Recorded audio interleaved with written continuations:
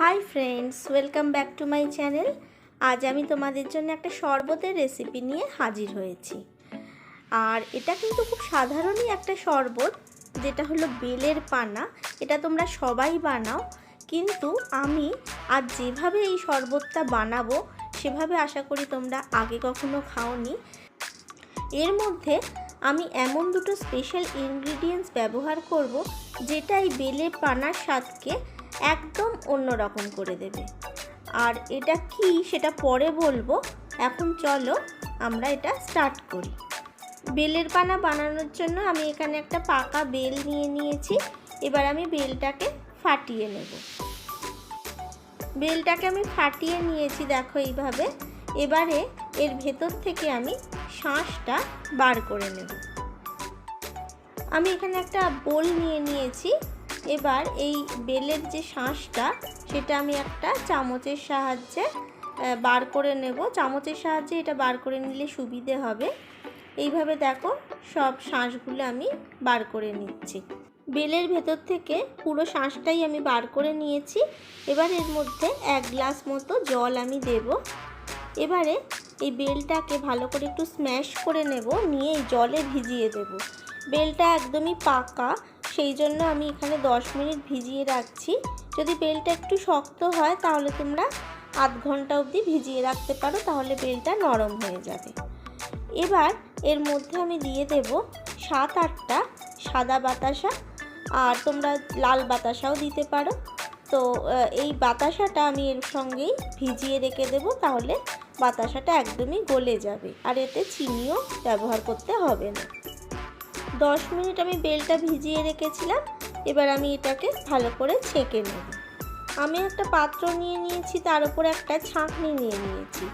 এবার আমি বেলের পাল্পটা এই ছাঁকনির সাহায্যে ভালো করে ছেঁকে নেব, যাতে এর মধ্যে কোনো ছিবড়ে না থাকে। কারণ শরবত খাওয়ার সময় যদি ছিবড়েগুলো গালে লাগে তাহলে একেবারেই ভালো লাগবে না। তাই আমি ভালো করে এই বেলের পাল্পটা ছেঁকে নিচ্ছি। বেলটাকে দেখো আমি খুব ভালোভাবে ছেঁকে নিয়েছি। এই ছিবড়েটা পড়ে রয়েছে, আর এইটা হচ্ছে বেলের পাল্প। এর মধ্যে একদমই কিছু পাবে না, একদম স্মুথ মিক্সচার একটা আমরা পেয়ে গেছি।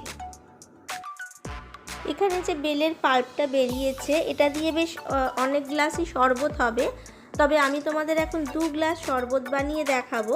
সেটা কতটা মাপে হবে সেটা তোমাদের বলে দিচ্ছি।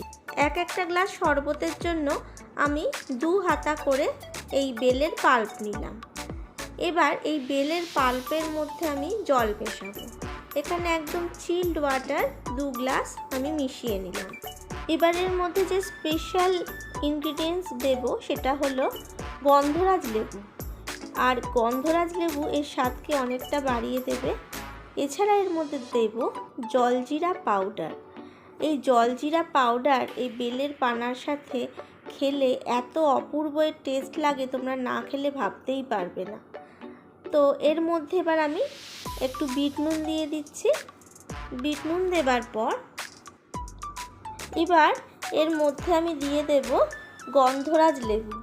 গন্ধরাজ লেবুটাই কিন্তু খুব ভালো একটা সেন্ট হবে, কিন্তু এটা খুব টক হবে না, বা এর মধ্যে কিন্তু রসও বেশি থাকে না, শুধু সেন্টের জন্যেই এটা দেওয়া।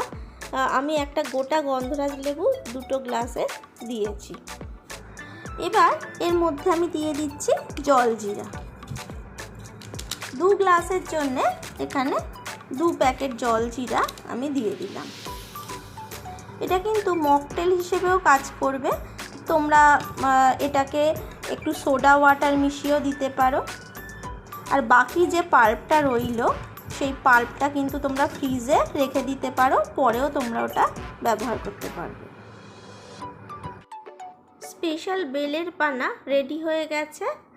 এবার আমি এটাকে সার্ভ করব। আমি গ্লাসের মধ্যে বরফ দিয়ে দিচ্ছি। তোমরা যারা বরফ পছন্দ করবে না তারা দিও না, কিন্তু বরফটা দিলে খেতে খুবই ভালো লাগে। আইসটা দেবার পর যে বেলের পানাটা বানিয়ে রেখেছিলাম, সেই বেলের পানাটা এবার এর মধ্যে আমি ঢেলে দিচ্ছি। এইবার এর মধ্যে আমি দিয়ে দেব একটা গন্ধরাজ লেবু স্লাইস, আর একটা গন্ধরাজ লেবু স্লাইস দিয়ে আমি এটা সাজিয়ে দিলাম। এটা কিন্তু খুব সুন্দর খেতে লাগে, এটা তোমরা না খেলে ভাবতে পারবে না এটা কতটা রিফ্রেশিং। তোমরা এটা কিন্তু বানিয়ে খেয়ে দেখতে পারো। আর যদি ভালো লাগে তাহলে আমাকে জানাবে কমেন্ট করে যে তোমাদের কেমন লাগলো।